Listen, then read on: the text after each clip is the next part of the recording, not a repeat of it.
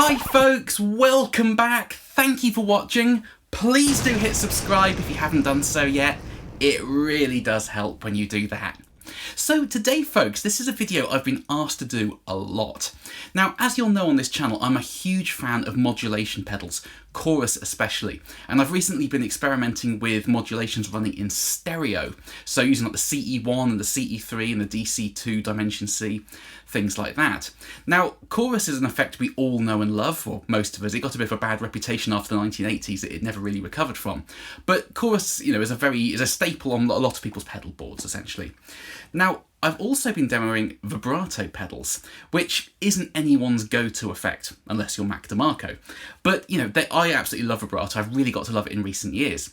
But a lot of you have asked me, can you use a vibrato pedal running in wet-dry to create a stereo chorus effect? And the short answer is yes, absolutely, because that's what something like the CE-1 does. When you're using the dual outputs, one side is completely dry and the other side is completely wet, vibrato essentially.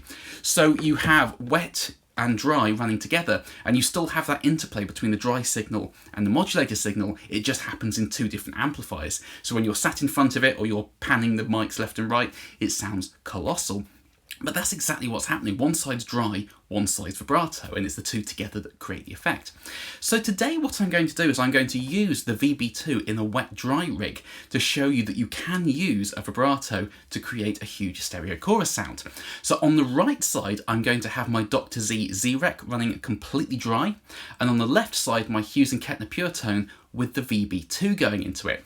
Now I'll show you what both of the amps sound like in isolation. One will sound completely unaffected, the other will sound somewhat seasick, but when you put them together and pan them out, you can pretty much do what the CE-1 does, which is the huge stereo chorus sound. So please do comment underneath folks, let me know what you think of the tones today. You do need to be quite careful with the controls on the VB-2 because it does have a habit of sounding quite extreme, so I'll keep rate and depth 10 o'clock and below today, roughly, because otherwise it does sound a little bit ridiculous. But you can create some amazing stereo Leslie type tones running this in wet-dry. So without further ado guys, here we go.